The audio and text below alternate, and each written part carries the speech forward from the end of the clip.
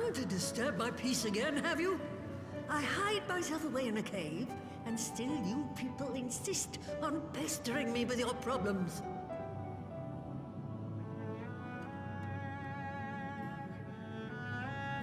Oh, I mistook you for young what's-his-name, but I see now you're the sister. Weren't you supposed to be the lively one? I've seen happier faces at a rain-sodden burial. Well, I'm sorry to dash your expectations, but the situation isn't exactly conducive to gaiety. Ha! That's more like it. Stoller used to spit and hiss like a wildcat too. Better for a young thing like you to be filled with fire and leave the doom and gloom to your elders. Now, what exactly does this tragic situation of yours have to do with me? If I may, Master Matoya, we have need of your crystal eye once more.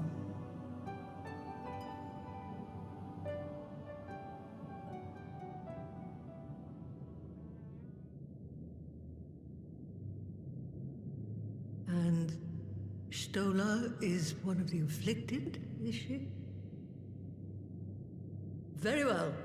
She may be an ungrateful stray, but she's my ungrateful stray, and I'll not see her buried before I am.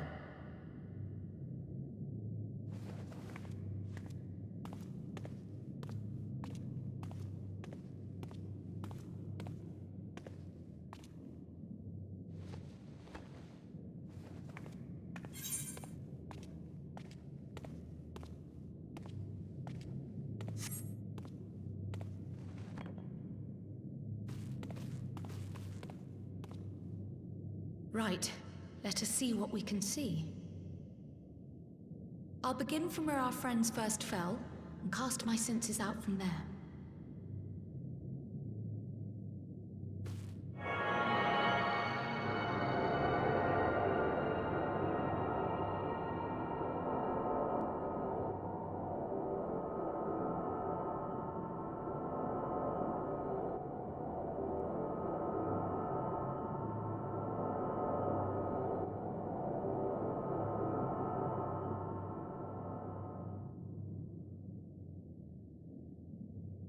What is it? Did you find them? This doesn't make sense. How is it even possible? How is what possible? Kryl, what did you see? The threads, they just ended. And no, I didn't lose track of them. I followed them as far as they went. It's as if they were cut off. Could the ether have dissipated if it had? Oh gods! Their bodies are just husks. It's like the broodmother's daughter all over again. No, this is different. The Kalyana girl was already dead, body and soul, when Lakshmi effected her resurrection. Aye, let's not jump to conclusions. If their physical forms yet breathe, and show no signs of wasting, then it follows that their souls must still be intact somewhere. But where? That's the question, isn't it, girl? Death has not taken them to the ethereal sea, yet there are no tracks left for us to follow.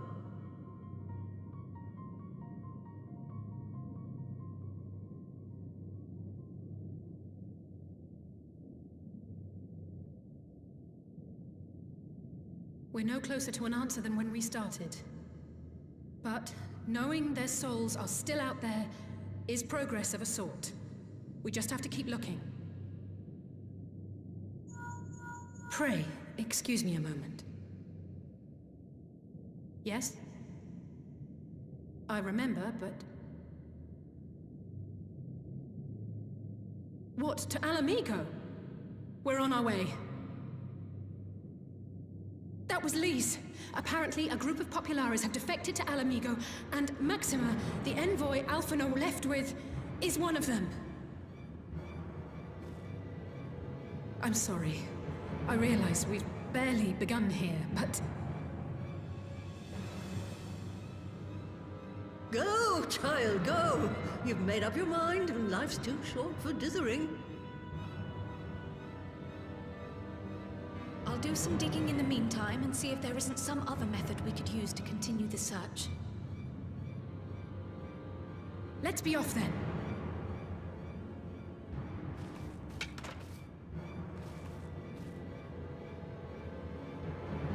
Oh, not again. The enchantment barely seems to take these days. I chalk it up to old age, but I rather doubt it's that simple.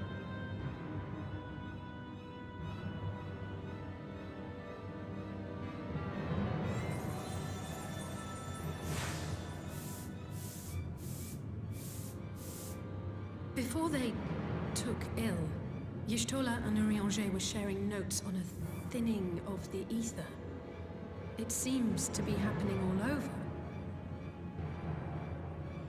Does it now?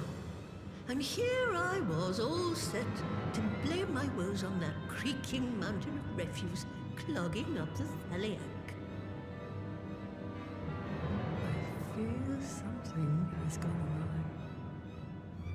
Still, there's naught to be gained from starting in shadows. You can only do what can be done, and that but one thing at a time.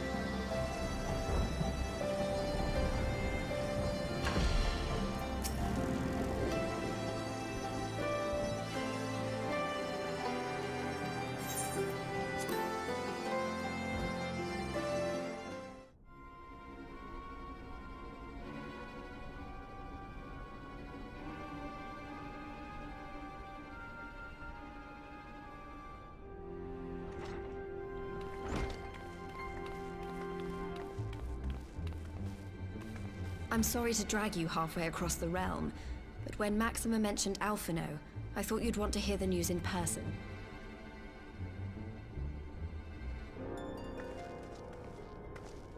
Ah, we meet again. Though I was hoping our reunion would be under more auspicious circumstances. What happened to my brother? Where is Alphino? Never fear, my lady. Your brother was in fine health when I took my leave of him, and I have no reason to assume that has changed. You assume? If you will allow me, I shall endeavor to explain events. Our troubles began not long after we departed Doma. While crossing the burn, we were fired upon by the Emperor's personal guard and forced to make an emergency landing. As we stumbled from the wreckage, our attackers fell upon us again, and we would have perished there and then were it not for the intercession of a third party, a band of mercenaries whose leader claimed to pursue a vendetta against the Ascians. This shadow hunter, as he styled himself, then escorted us out of the wastes to relative safety. Upon arriving back in civilization, I gathered my Populares colleagues and prepared to flee the Empire. Master Alphino, however, declined the invitation to join us, preferring to continue his investigation into the Ascian threat.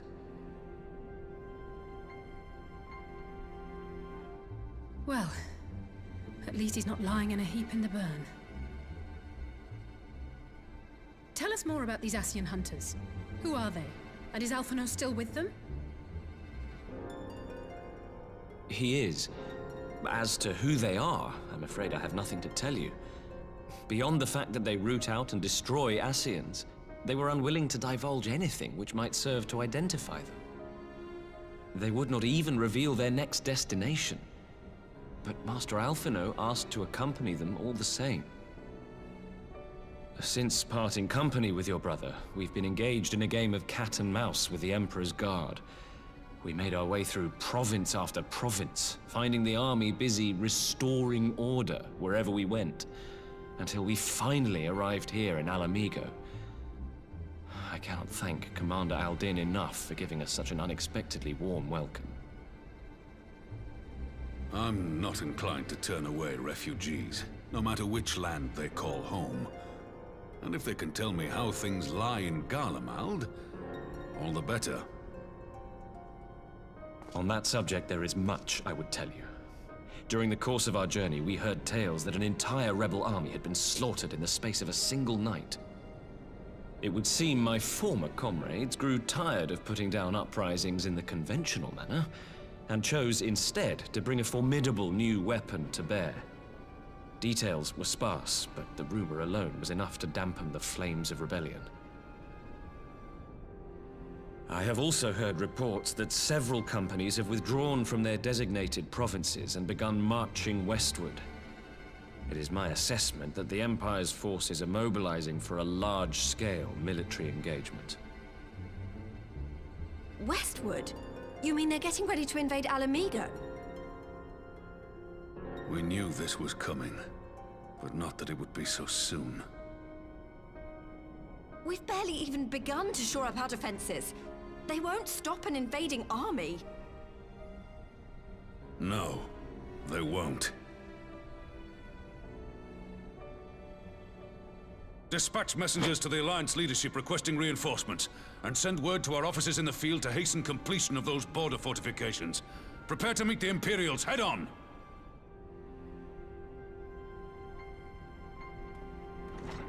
No matter how quickly we act, we still want for time. When the enemy comes into view, our best recourse will be to open negotiations with their commander, and see that the ensuing proceedings take as long as possible. Would you and Alize head to Doma and let Lord Hier know about this? I'm sure he'll want to hear about Alphino too. Consider it done. We'll send word when...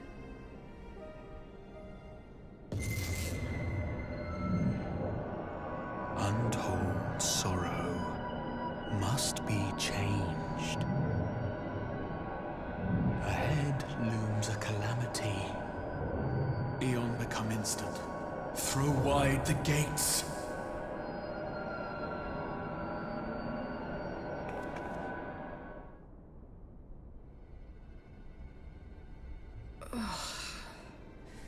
You heard it too.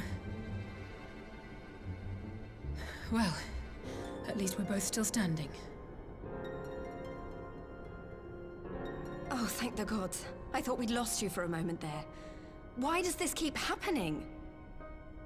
I wish I knew. Nothing we've tried has brought us any closer to an answer. We'll keep working on it. But first, we need to go and see Lord Hien.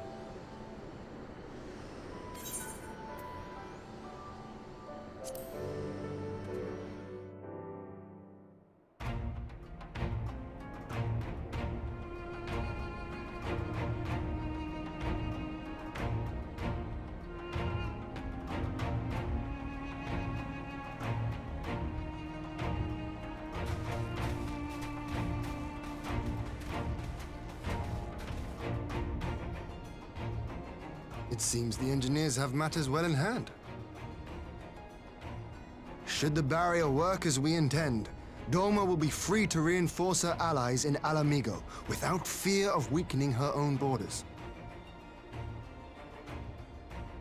Honored friends, the time has come to put your hard work to the test. Start the generator.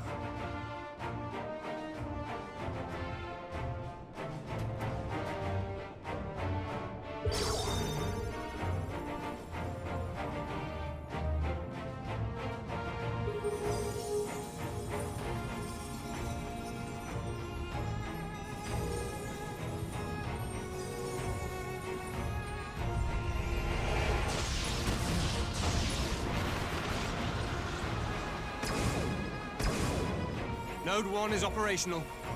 Nodes 2 to 8 are reporting similar energy levels. The barrier is forming.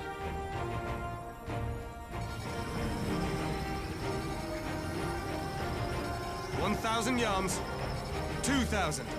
3,000. Expansion remains smooth. No fluctuations detected.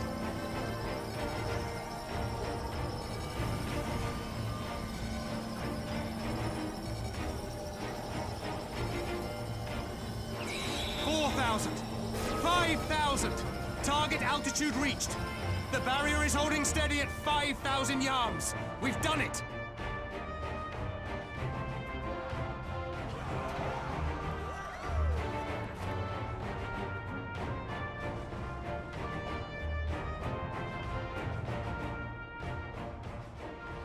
Is that an Imperial airship? Of all the rotten timing. But this is a gift, Mistress Alize. They can test our new wall for us.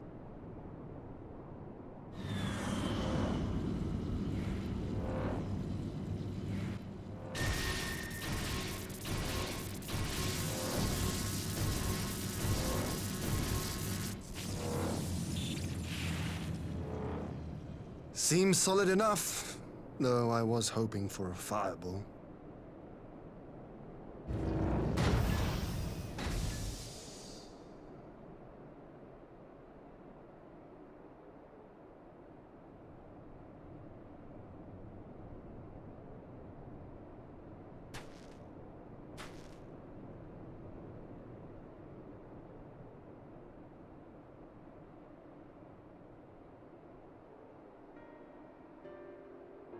By the gods, it's Alphino. What are you? Let me go! He has my brother! Lower the barrier!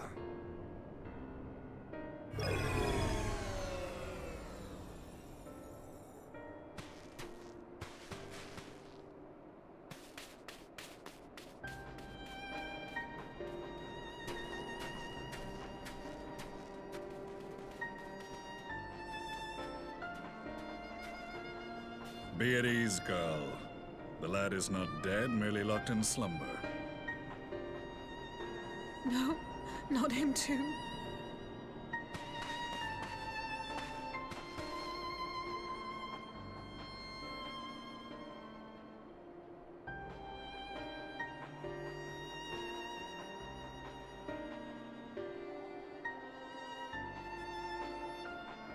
We could identify no cause and found no remedy.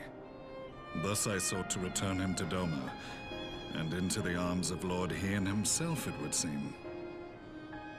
It is a day for fated reunions. Would you not agree, adventurer? Or should I address you as the Warrior of Light?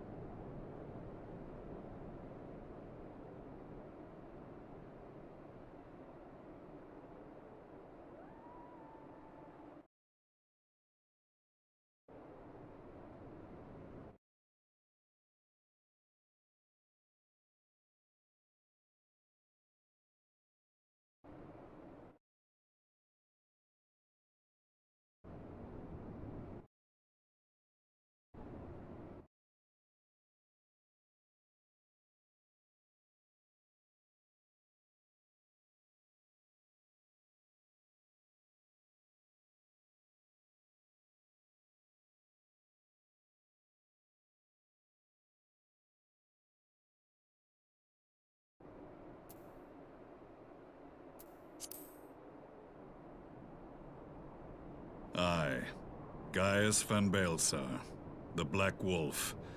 That was the title I was given, one I have long since relinquished.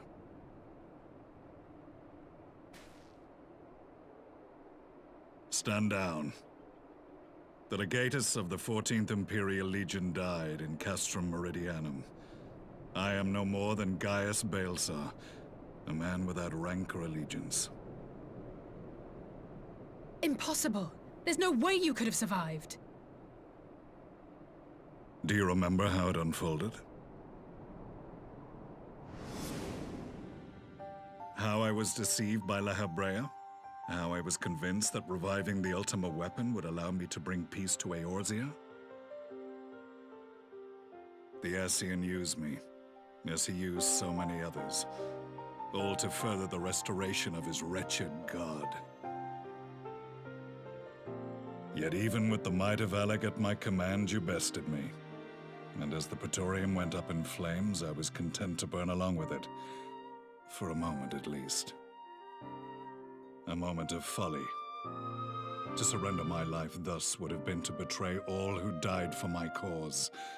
It was for them that I dragged myself free of the rubble, and swore vengeance on the Ascians.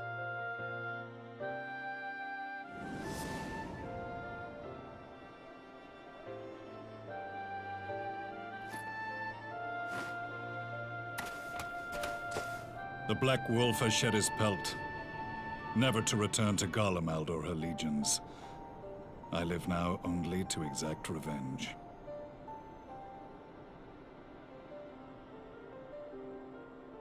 My principal quarry was to be La Habrea, whom I gather you have since ushered into oblivion. But so many more remain. Long as their kind lurked in the shadows, laboring to sow chaos throughout our world, I would see each and every one dragged into the light and put to the sword. Are the Scions not of like mind? In this single respect, perhaps. Then I shall continue the partnership the boy began, and share what intelligence I have acquired. Among the Ascians, the Black-Masked Ilk are subordinate to those who wear red. This you already know. Yet among the Red there exists a hierarchy. Those set adrift with the shards clearly stand below those still joined to the source. Nabriales, who once dared to intrude upon the Rising Stones, belonged to the former group, and while he was indeed a dangerous foe, his powers were inconsequential next to the paragons of the Source. The first was La Habrea, who plagues us no more. There is also the white-robed Elidibus, and the elusive Emmet Selk, about whom little is known. We have files on La Habrea and Elidibus, but I believe this Emmet Selk is new to us? As I assume my brother told you, we have evidence to suggest that an Ascian now walks in the body of the Crown Prince. Have you identified this interloper? Elidibus seems the most likely culprit.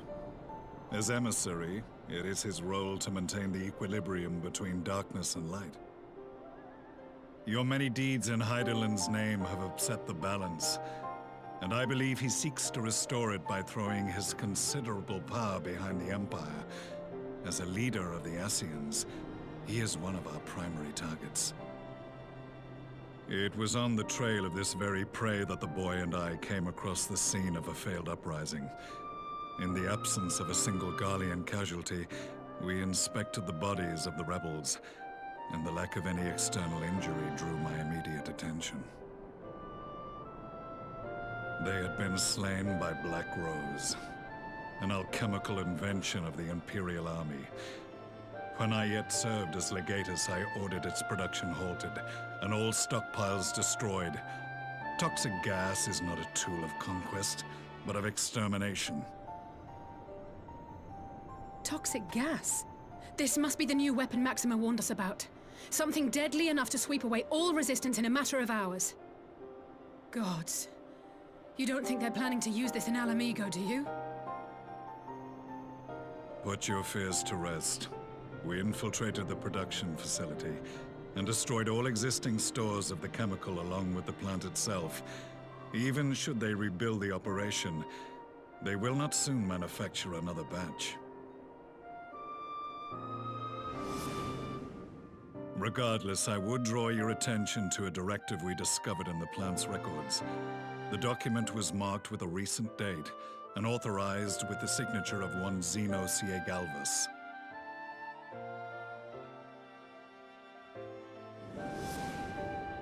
A dead man signing the death warrant for thousands. 'Tis bad comedy.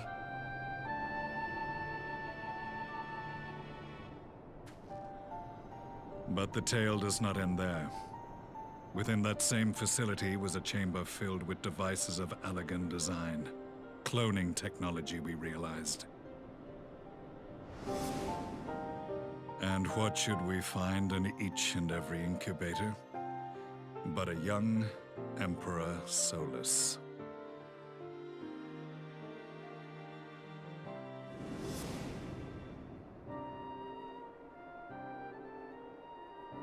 All of which prompts the question, were the Ascians responsible for these abominations, or was it the will of the Emperor? I must know which hand guides the Empire.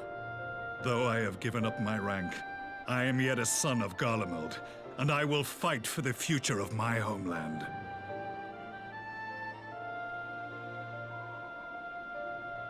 It is time I return to the hunting of shadows. We should focus on our common foe. To reopen old quarrels now would serve no purpose. You saved my brother's life, so I'm willing to let sleeping dogs lie. But in truth, it's not my decision to make.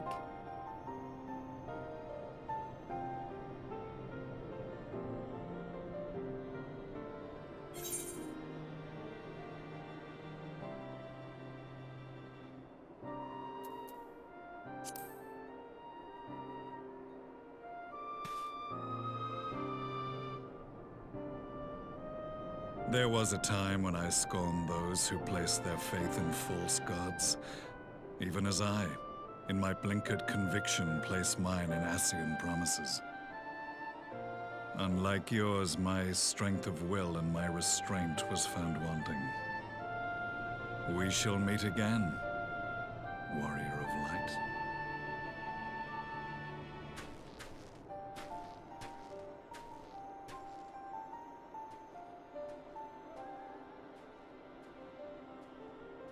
So that was the infamous Black Wolf. An unexpected ally, to say the least.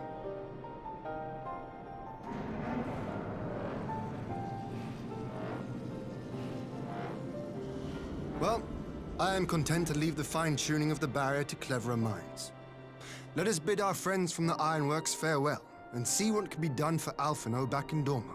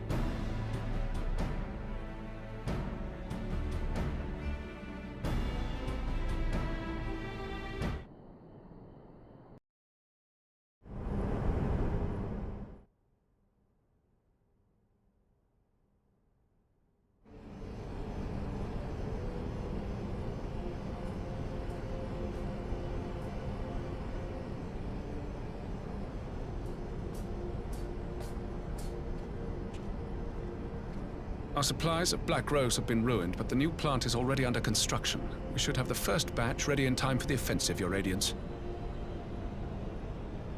See that you do.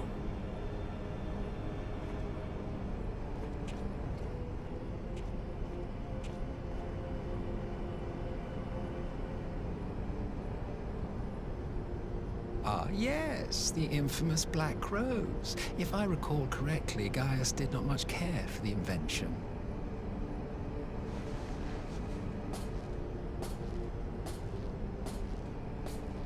A ruthless and indiscriminate weapon indeed, this airborne poison. It seems you are capable of making decisions worthy of your bloodline. With no gift for sorcery, we Garleans must look to Magitech to even the odds. If it spares the needless deaths of our soldiers and serves the cause of this empire, there is no method I would not employ. How very noble of you. Truly, though, I must commend you for embracing your role as Emperor. You play the part of the determined ruler well. Sometimes even I catch myself believing.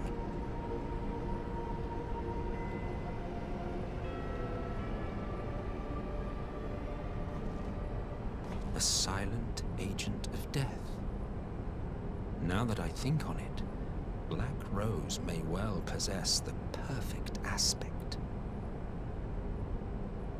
Slowly but surely, the deluge of light has worked upon the ether here in the source, and the gas should be most susceptible to its influence. Well, I shall leave you to your own devices. Go forth and bloody the land with your grand and glorious war.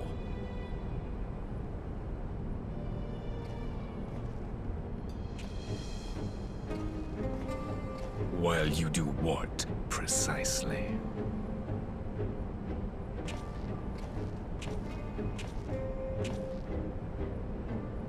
Need you ask? I will be doing what all Ascians do. I am well aware that your kind exists only to usher in the next calamity. But you seem oblivious to the harm your singular agenda causes to the Empire.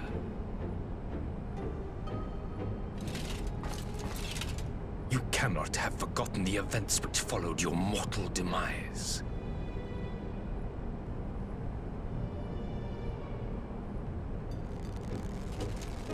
Our homeland was plunged into civil war for your failure to name a successor. The edifice you so carefully constructed was but a hair's breadth from collapse.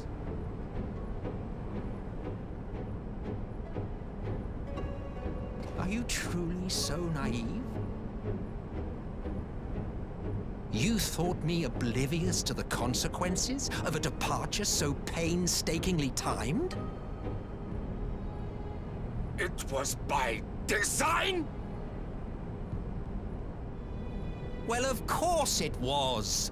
Though I will admit the resulting panic exceeded even my wildest expectations. But how can you be surprised? Throwing the world into disarray was the very purpose for which this nation was, as you say, so carefully constructed.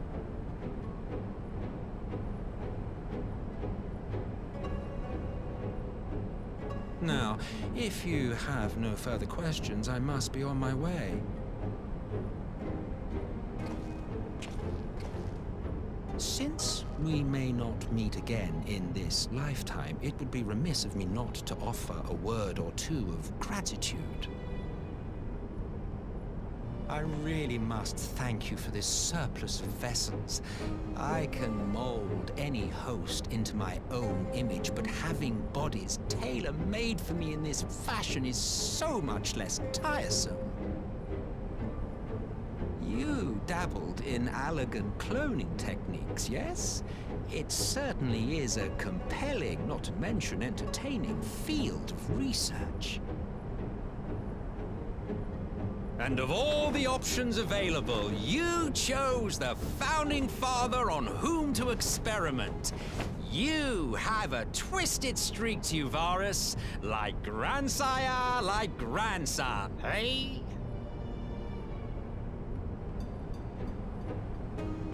If events play out as planned, this will become something of a family enterprise. You will be the capstone of this world, I the anchor and shard, and together we will give the lie to this star's fraudulent existence.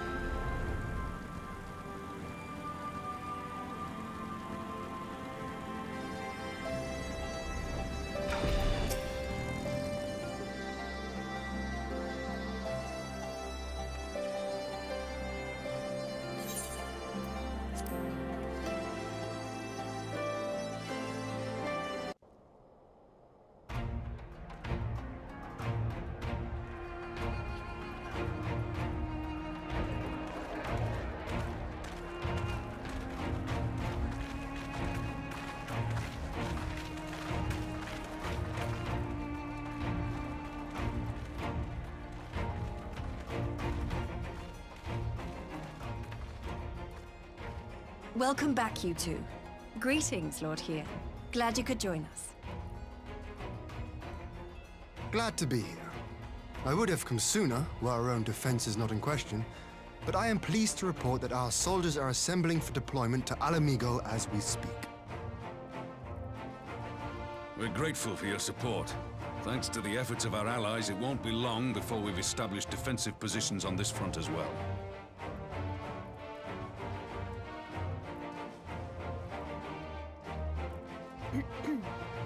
We have some good news too.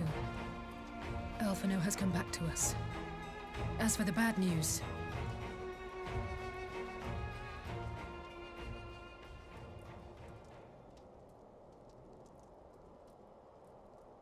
So, Alphino won't wake up, Gaius van Baelsar is alive and hunting Ascians, and the Empire is planning to poison us all with toxic gas. Does that sound about right? Ordinarily, any one of those things would have left me in shock. But the way things have been lately, it's all starting to seem pretty normal. Getting back to your report, are we sure this Black Rose is the weapon Maxima was talking about? It fits the description. And it seems we have Alphino to thank for sparing us an early demonstration of its effectiveness. I have a feeling this won't be the last time his bravery in the Empire will serve us here in Eorzea. The threat of an unknown weapon has had us all on edge. But now that we know what we're dealing with, we can take steps to defend against it. As for Gaius, I'm not sure what to think. Am I happy he's alive? Not in the slightest. Am I happy he's hunting Ascians? Aye, I'd have to say I am. Oh, speaking of Garleans you didn't expect to see, we have a tale of our own, as it happens. When we sent envoys to the Imperial Army to request talks, they returned with the message that Varys Zos Galvus would be attending.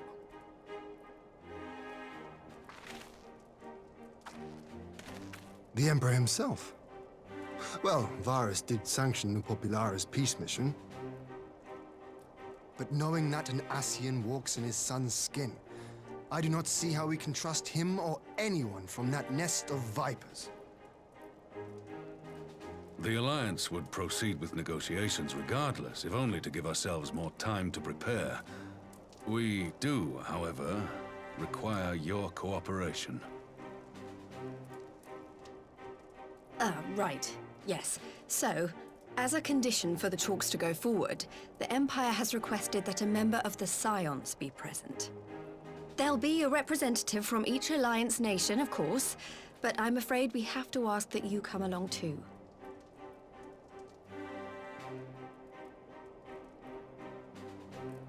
Gods, Lise, you know how much I hate politics. But then, what choice do I have? Alphino and the others aren't going to do it. Very well. I shall attend as the Scion's representative.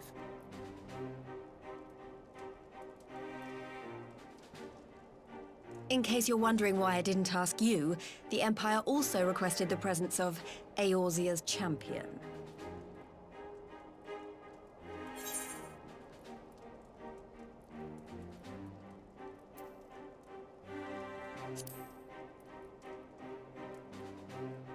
Oh, you're not, are you? Come on, if Alizé can put on a brave face, then so can you. Now, we don't know what Varys means to bring to the table, or why he wants you there, but having you close at hand should make all the difference. The meeting will take place on the border. Anticipating an early assault, we mean to position the bulk of our forces nearby. The Alliance leaders should already be on their way. Once you're ready, we can head out and join them.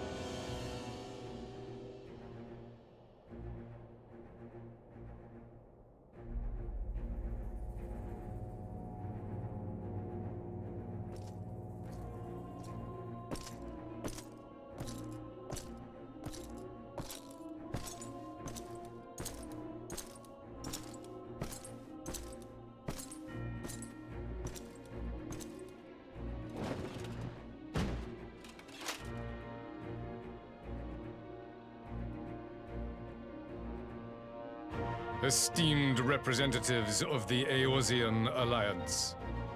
On behalf of the Garlean Empire, I thank you for inviting me here today. As this parley was convened at your request, I invite you to speak first. Very well, Your Radiance. I, Nanimo Ulnamo, 17th in the line of Ul, should be pleased to oblige you. As recent events in Alamigo and Doma have made plain, the subjugation and exploitation of neighboring nations is not a sustainable policy. Should this day end in war, you may very well defeat us, but you will never extinguish the people's desire for freedom. Though it may not be in our lifetime, there will be another revolution, another war, and the cycle will continue.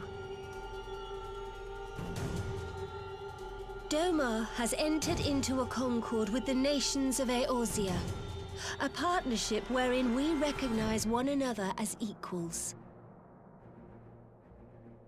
Garlemald could be afforded similar treatment. You need only set aside your ambitions and join us in paving a path towards peace.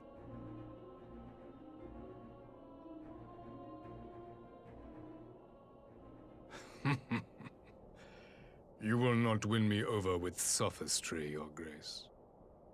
As you know only too well, this alliance lacks the strength to keep the peace within its own borders. Even now, your struggles with the Beastmen continue unabated. Divided, you sow this fertile soil with the seeds of your differences and reap naught but discord and chaos for your trouble. Eorzea must be united under one leader, one purpose. I would offer you both and bring an end to your strife. With all due respect, Your Radiance, the only thing that you offered the people of Alamigo was fear and hopelessness. The citizens of Doma can also attest to the meager arms of Imperial rule. There is no purpose to be found in a life of oppression, each day more uncertain than the last. Our people are willing to die for their freedom. A great many already have, and countless more will, if we don't put an end to this madness here and now.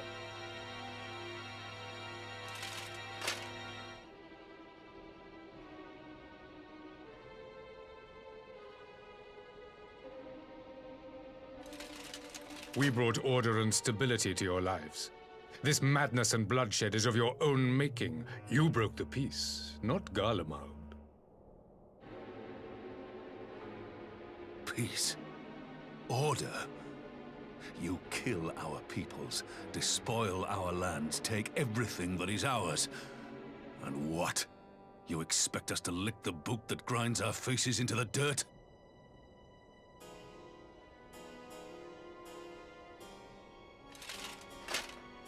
I expect you to weigh the costs.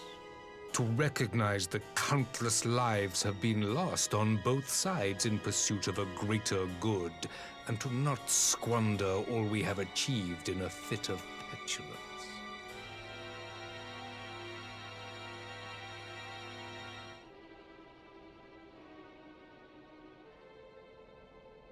Your Radiance, I fear I can personally attest to the dangers of pursuing one's vision with such righteous fervor. For 1,000 years, the Holy See of Ishgard waged war with dragons.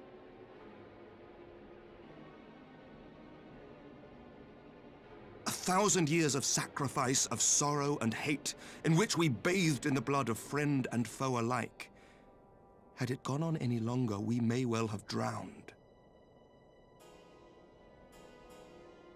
Yet we have chosen to raise ourselves out of this bloody spiral, and have since made peace with our former enemy.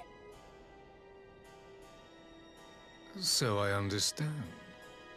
No doubt the dragons were more receptive to your overtures in the wake of their leader's demise.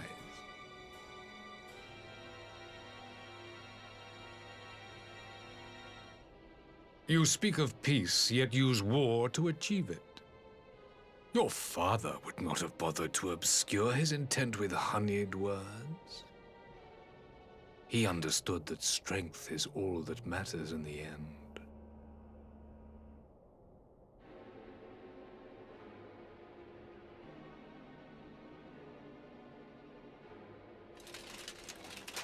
Without his clarity of vision, I can but wonder what will become of Ishgard and her people.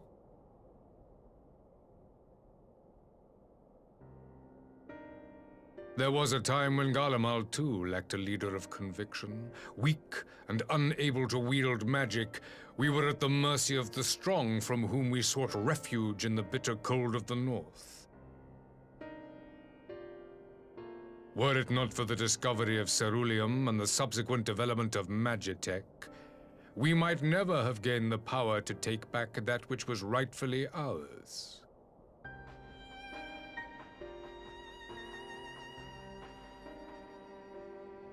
You speak as if your people were the first to have been driven from their homes. Limsa Lominsa was built by wayward souls in search of a place to call their own. On the shores of Vilbrand we found it, and from those humble beginnings did we grow and flourish, and all without robbing our neighbors of their liberty.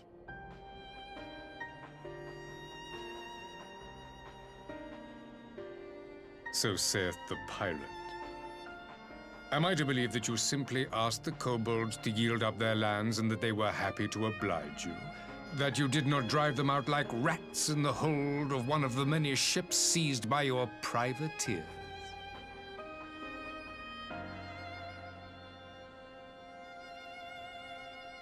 I will concede that after centuries of exile, reclamation may be mistaken for invasion. Nevertheless, it is not. And those who till stolen soil have no right to object when cast out in turn.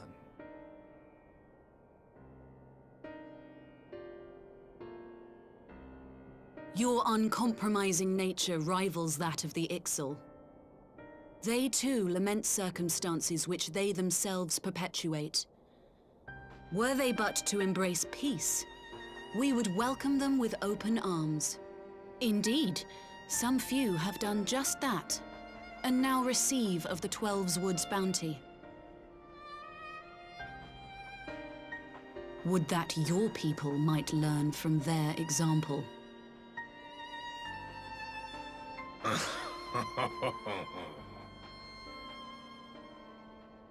You dare compare us to the Birdmen? You who thought to invoke the 12 and threaten all of creation?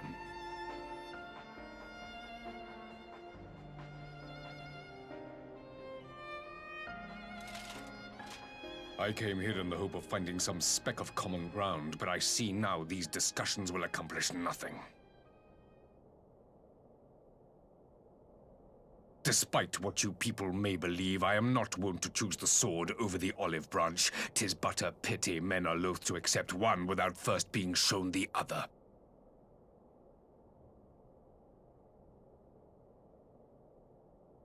Wait! I beg you. This meeting was supposed to be a chance to find a way forward together, not to bemoan the missteps which brought us here. Please. If you truly consider violence a last resort, there must be a way we can come to an agreement.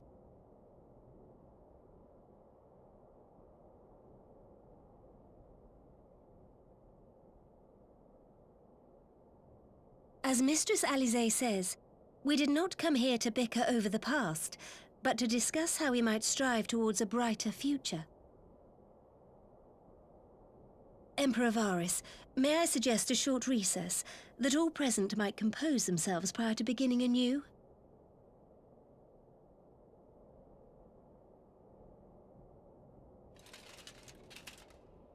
Very well.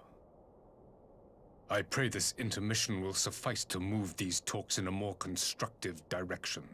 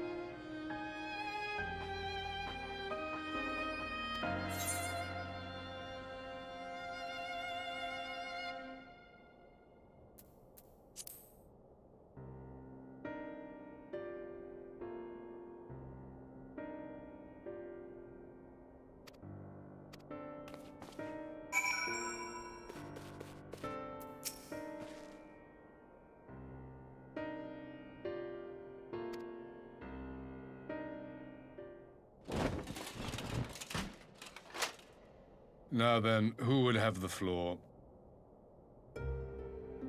Before we resume, I wish to offer you an apology. After you graciously accepted our invitation to discuss an armistice, we have done naught but rebuke you at every opportunity. I believe I speak for all of us when I say we are deeply sorry for our discourtesy.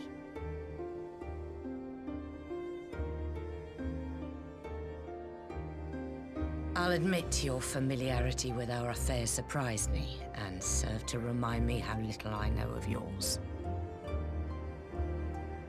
I think all here can understand the desire to reclaim one's homeland. But why expand further? That is my question.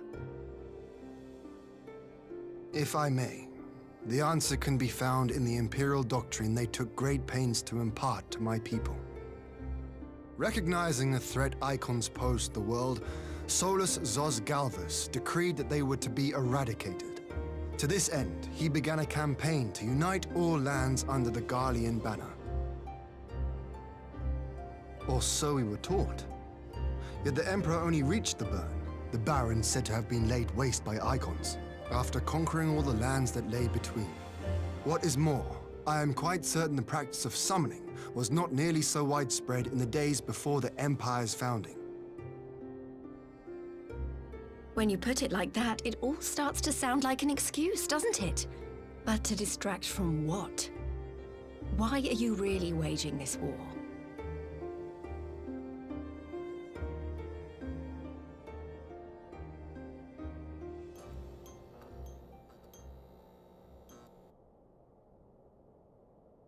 Finally, you ask the right question.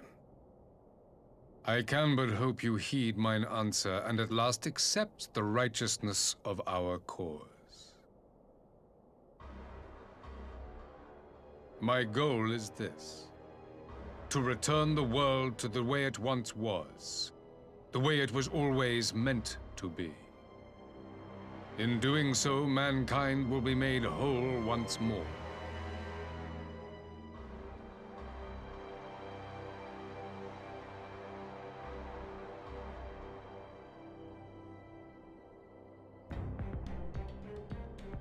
No longer will we suffer from the dissension born of our differences. There will be but one race, a perfect race, as we were when time began. What in Rulga's name are you talking about? I am talking about the origins of this star, of the source and its 13 reflections. At the instant of the great sundering, 'twas not only the world that was shattered, but mankind itself. Thus were we divided into myriad races, each with its own unique imperfections. That That is why man looks upon his neighbor and feels fear and hatred, why he wages war, why he kills his brother. You all in your own way have proven as much today. The peace you seek is but a fleeting solution to a fundamental problem. One which calls for more drastic measures. To bring about everlasting peace, our worlds must be rejoined.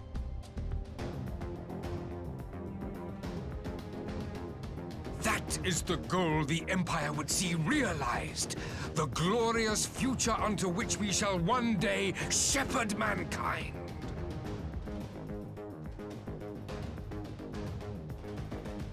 A rejoining of worlds. I have heard this tale of the Source and its reflections before. Are these not the self-same desires as the Ascians? Emperor Varys, do not trust in their words. They will lead you to your doom. My father thought to use them, but in the end he succumbed to their temptations. He embraced summoning like so many other pawns before him. Do not tell us you mean to do the same.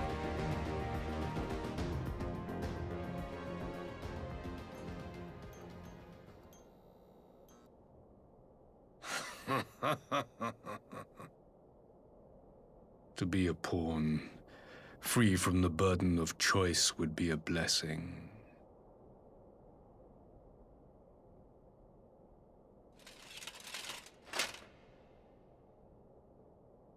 But I forswore that privilege the day I learned that the Garlean Empire was built by the hand of an Ascian.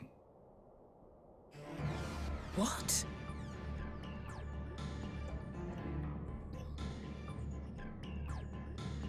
Yes. My grandsire, the former Emperor, is of their number. And who better to build an empire capable of bringing about the calamitous change we desire? Would you condemn me for this alliance? For bowing to the will of these shadowy masters, when the prize is true and lasting peace?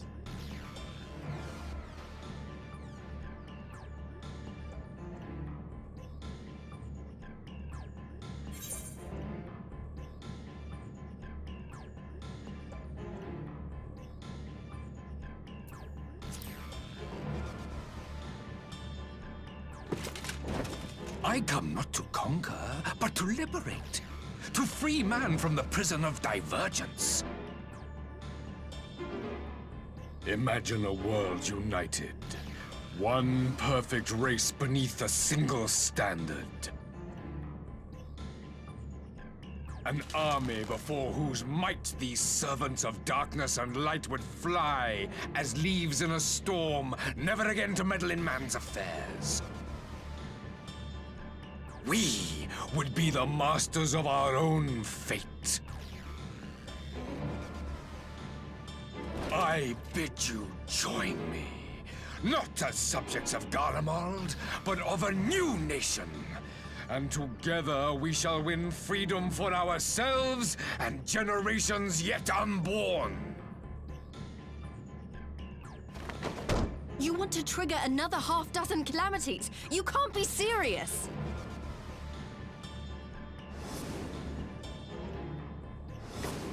Have you forgotten how many died? There will be no one left! Do you truly imagine we would aid you in your bloodletting? It is unthinkable! Unconscionable!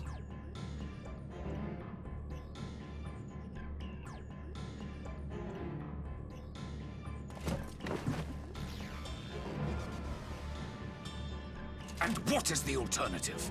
To be as cattle waiting for slaughter? I would have us work together, that we might take fate into our own hands! Into your hands, perhaps?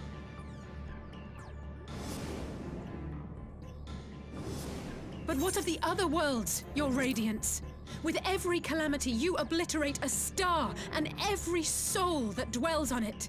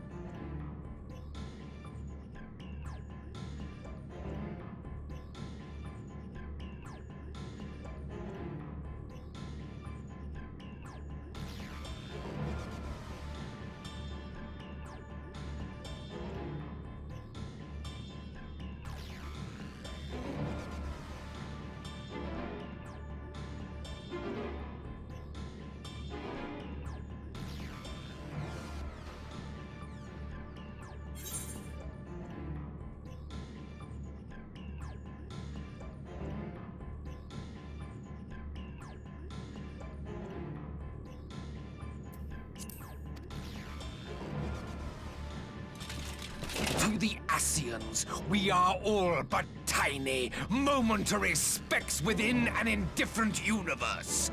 We cannot hope to oppose them until we have been made whole once more.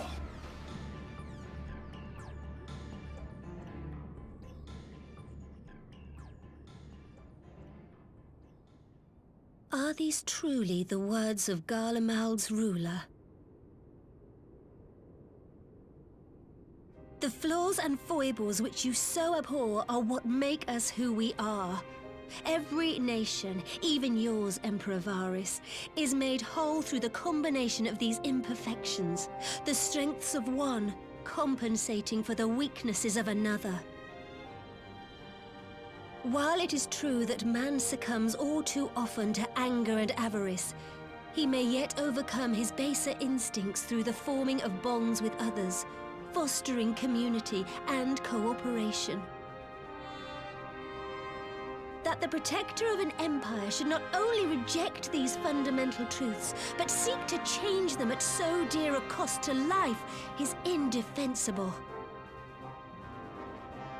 Such a man is not fit to govern.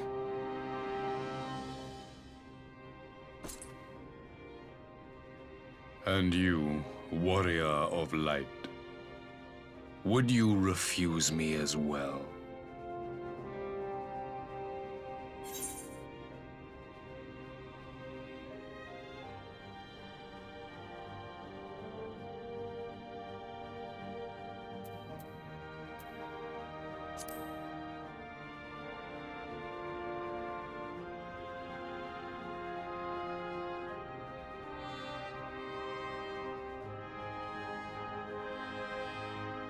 It would seem the Alliance is of one mind on this matter.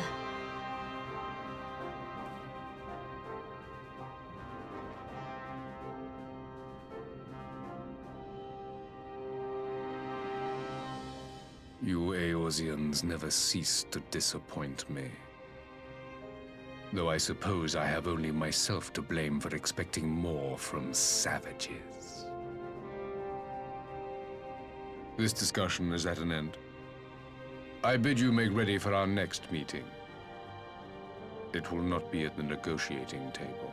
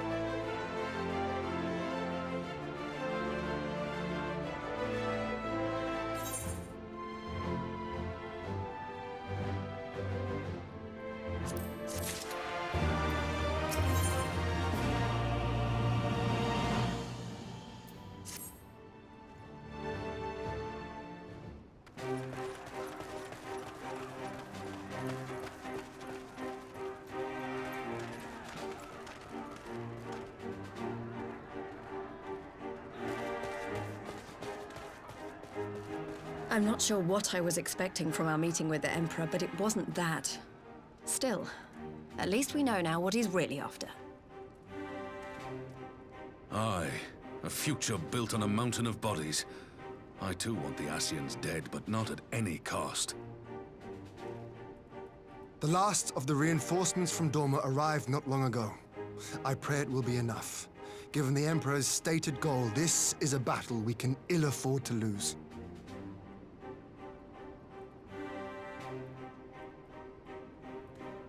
If the Gallians come in force, we may not have much say in the matter, even with our combined strength. We knew from the first that the odds would be against us. But if there is even the slightest chance of victory, we must do everything in our power to seize it.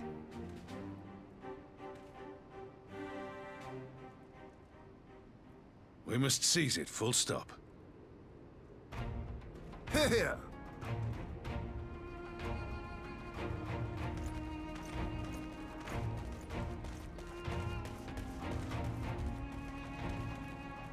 The two of you are to join an irregular unit and support the main host.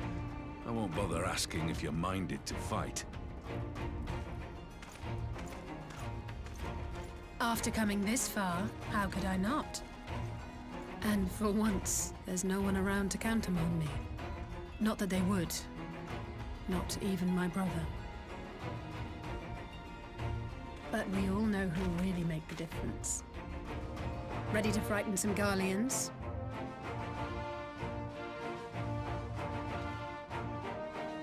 I wouldn't want to be on their side. Might I ask you to accompany the Dorman contingent? They are strangers here, and your presence would do much to raise their spirits.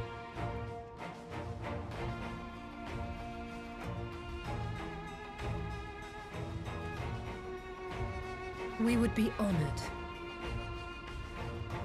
When our people stride out with you in their midst, I dare say the Eorzeans will feel an ilm taller themselves.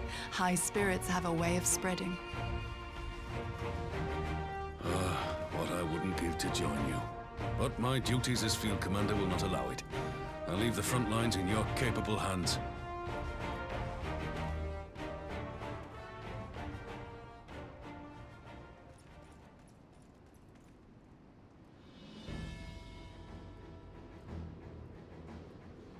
Comrades, ready your arms.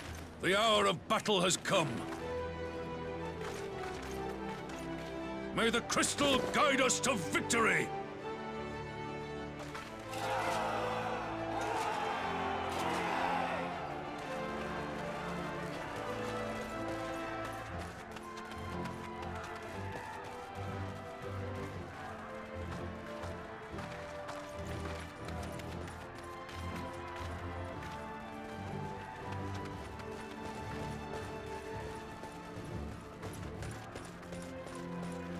Since the others couldn't be here, we'll have to fight twice as hard. If Alphinaud wakes to find the Imperials have won, I shall never hear the end of it. It's strange. I thought I would be terrified when the fighting started. I should be terrified. But with you at our side, I can't help feeling everything is going to be all right. So please, don't you dare leave me alone.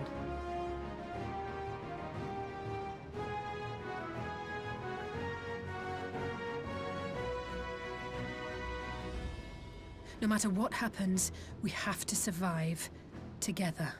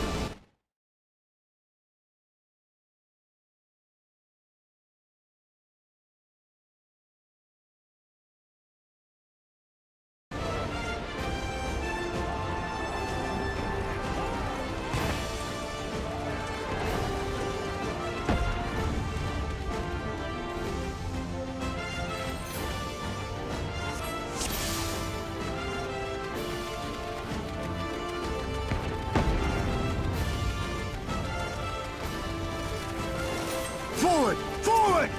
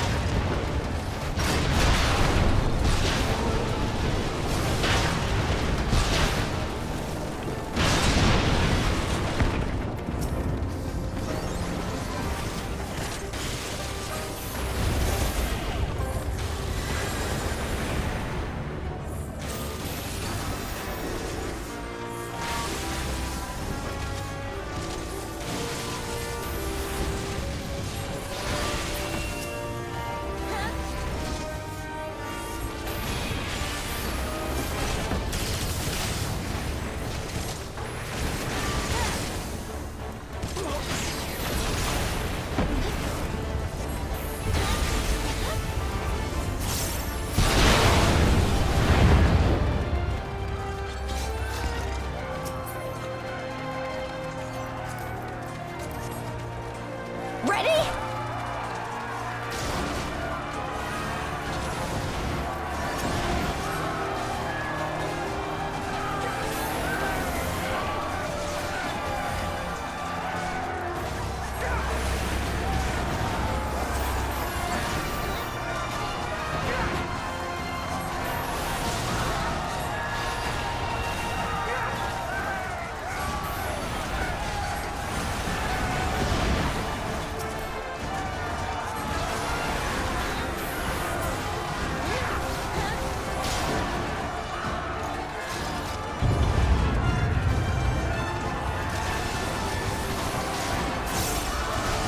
I shan't hold back!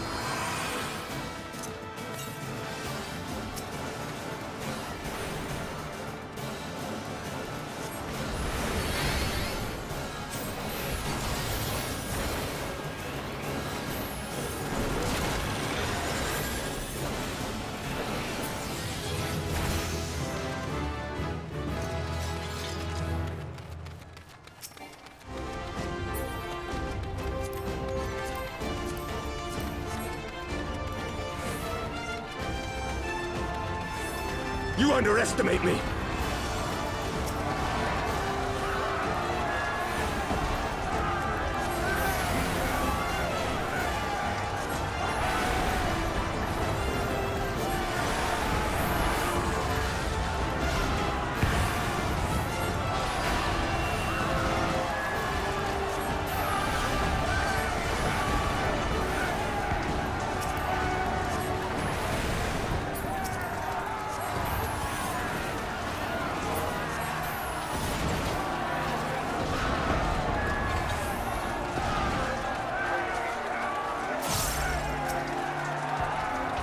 This knight does not yield!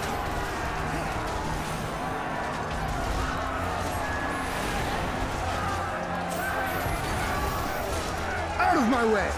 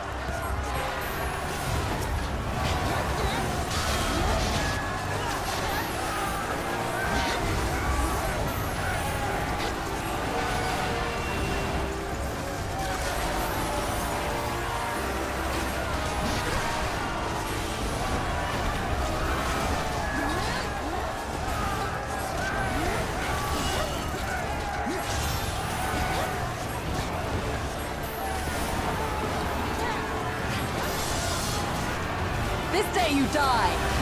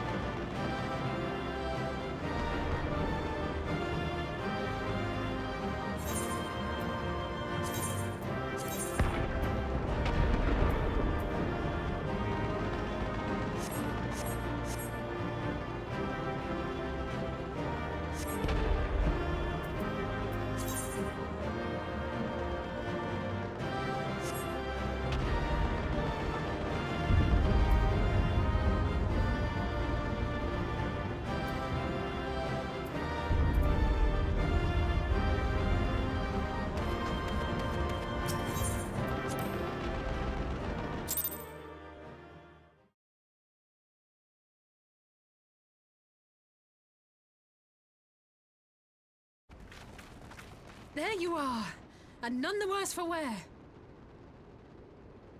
Indeed. I had hoped we might do more to help, but there seems to be no one left to fight.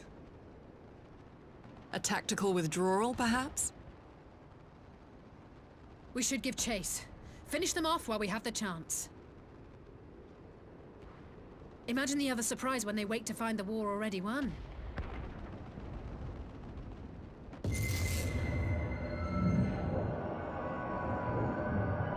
The light will expunge all life. Only you can forestall the calamity. Throw wide the gates. No! No! No! Not like...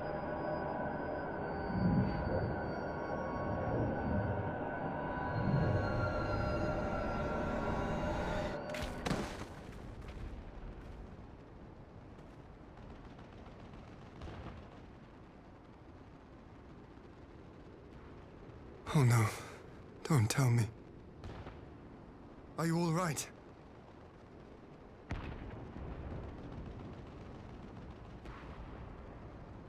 Quickly! We must get her back to the encampment.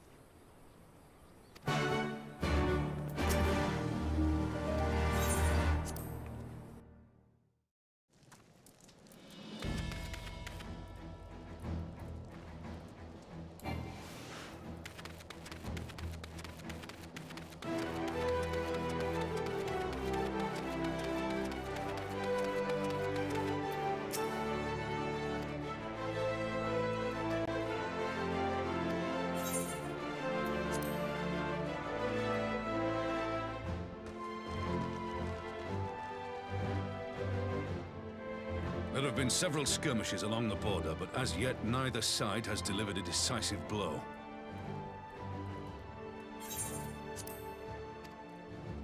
We had long assumed that the Garleans would overwhelm us in a straight fight, but we seem to be gaining ground, albeit slowly. As to why that might be, the most likely explanation is that they have yet to commit all their forces. Still, we're winning, and our latest intelligence suggests the Emperor has retreated back to Garlemald. In light of this, we're considering launching an offensive with the aim of pushing the front line forward and giving ourselves some room to breathe.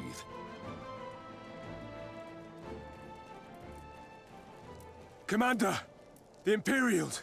They've broken through our defenses to the east! What? Our scouts say their forces are being led by Lord Xenos.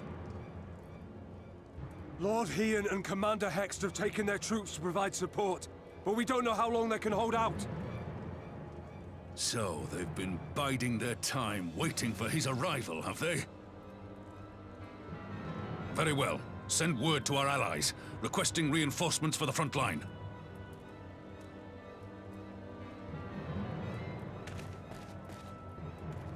Should the worst come to the worst, I may need to enter the fray myself. But what of you? Do you still have the strength to fight?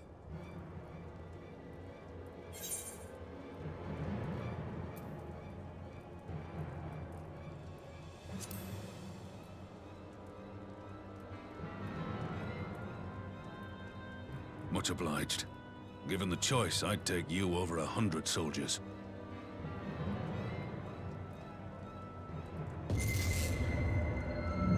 Why won't they open? Please, I bid you open!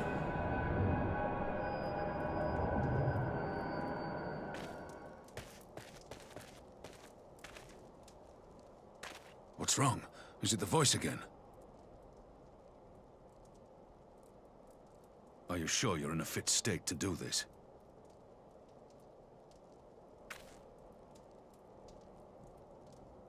May Ralga grant us strength.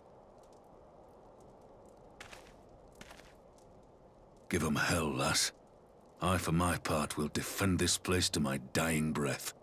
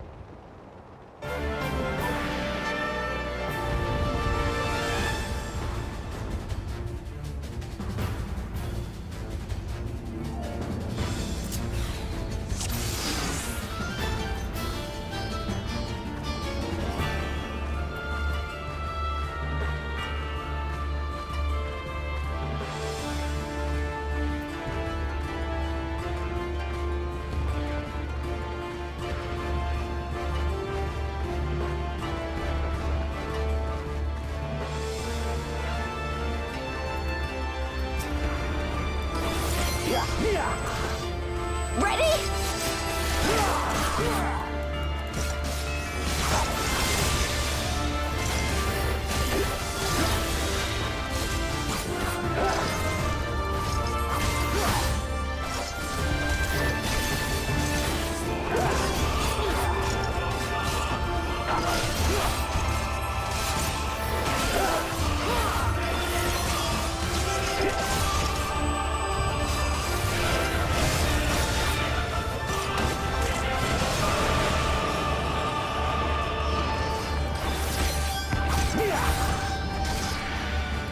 This one's for you, Ada.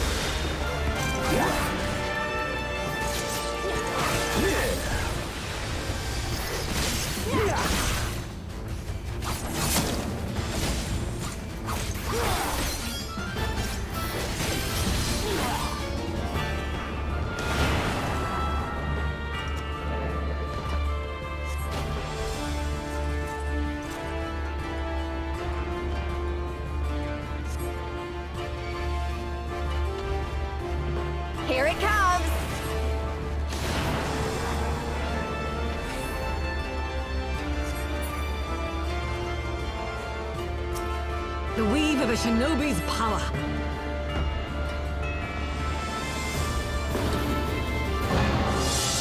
The art of my forebears.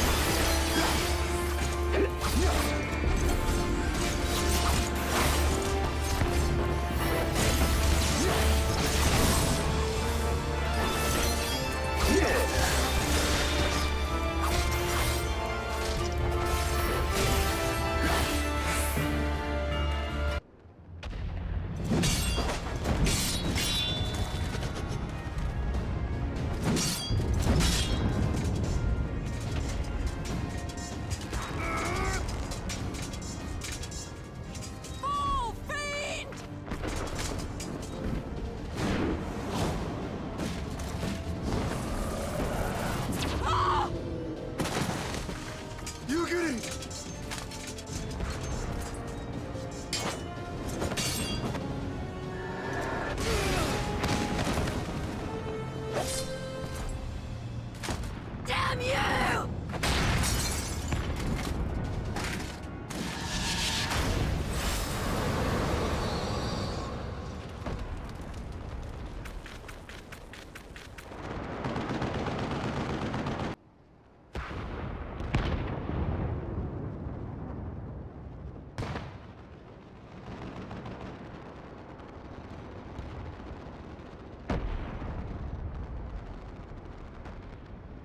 Magic. With a Garlean body. That's hardly fair.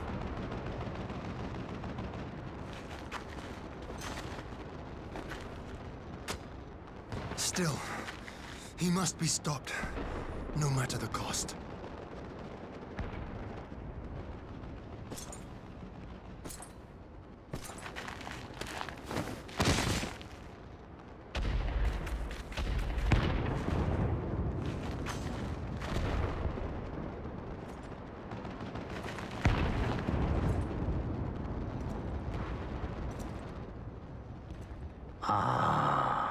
Bringer of light. It has been too long.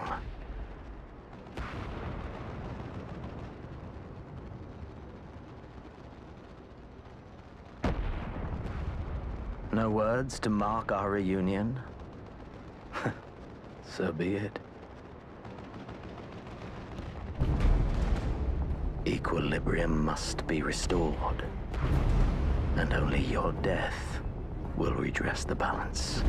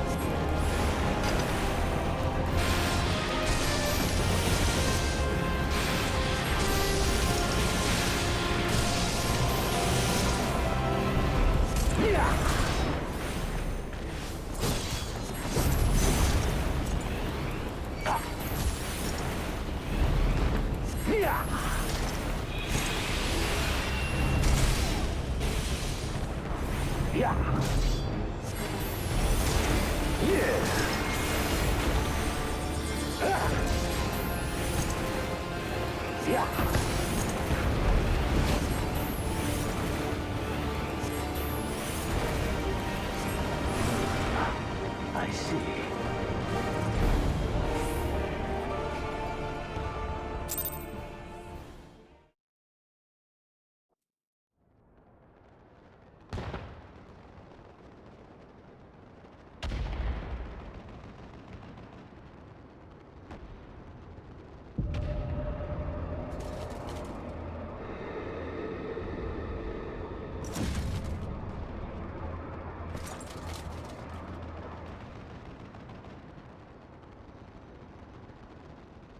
Your mother chose her champion well. Yet, for all your strength, you will still fail.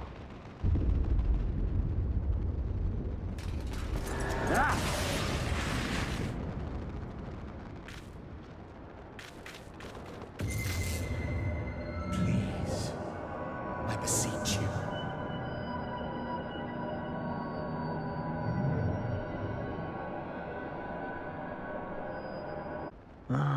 Someone calls to you. Too late, alas.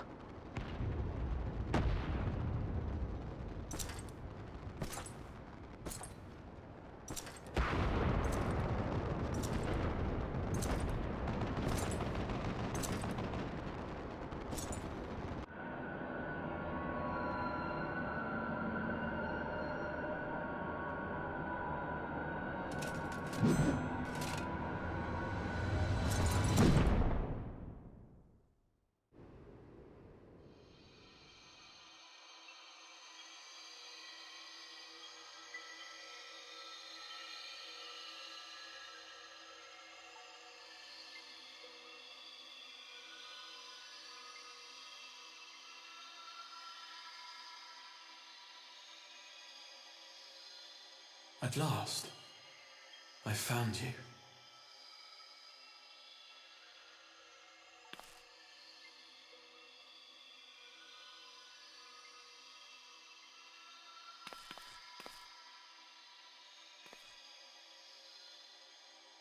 Please, there's no cause for alarm.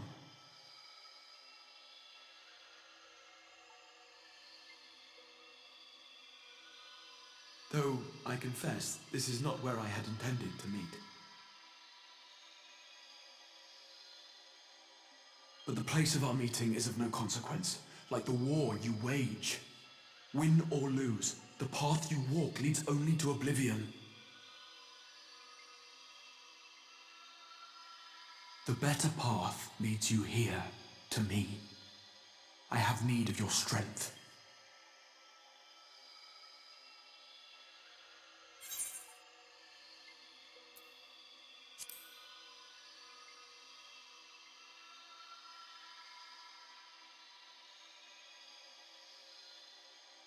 I'm afraid such questions will have to wait. We have precious little time, and your work is not yet done.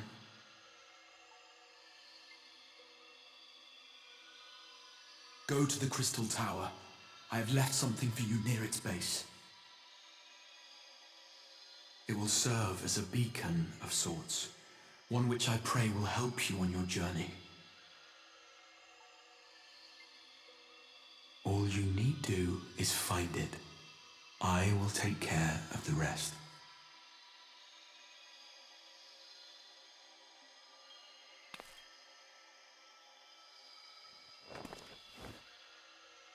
Soon, we will throw wide the gates.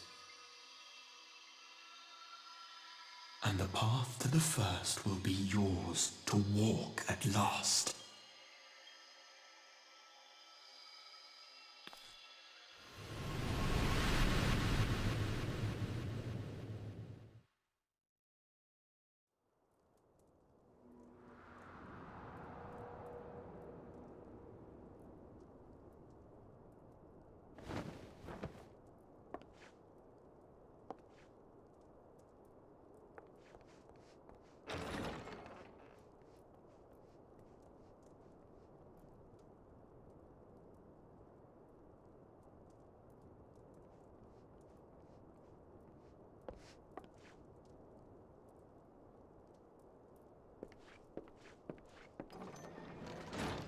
You're awake.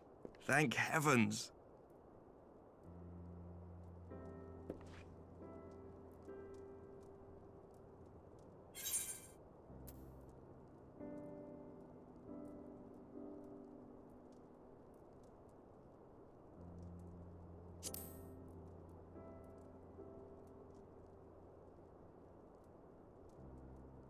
Do you recall the confrontation with Xenos? You were the first to come to the aid of Mistress Lys and the others on the front line. In the midst of your duel, it is said you faltered, and that the Crown Prince seized the opportunity to deliver a mortal blow. Yet before his blade could find its mark, he was distracted by the arrival of a second adversary who bore you away from the battlefield and into the hands of our chirurgeons.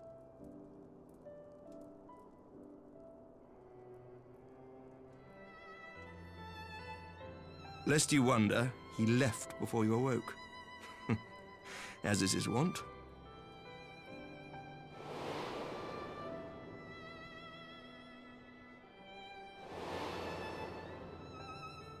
Estinian never was one for emotional farewells.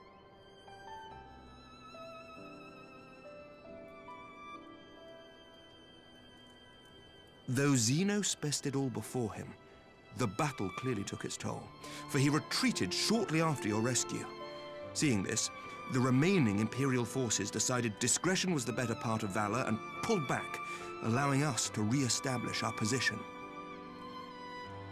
We have since received word of renewed unrest in the provinces, doubtless inspired by the efforts of the Eorzean Alliance and our Far Eastern allies. Nor does the good news end there. We have also come into possession of intelligence suggesting unrest within the Imperial Court. This would certainly explain why both the Emperor and Lord Xenos appear to have abandoned the fight. A long-awaited ray of hope in these dark times.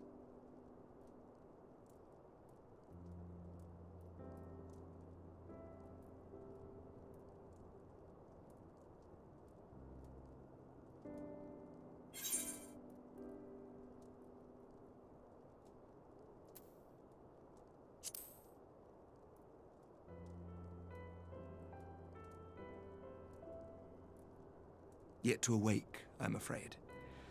But please, concentrate on your own recovery for now. You have carried the hopes of some half-dozen nations, and we are all eternally grateful for your efforts. But no one is without their limits, not even you. Leave this fight to us, my friend. You have earned your rest.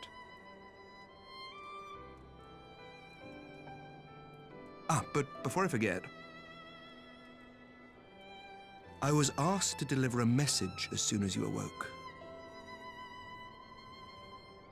A reminder that you are not alone, though many of your allies have fallen. When you are well and rested, you are to return home, where friends will be waiting for you.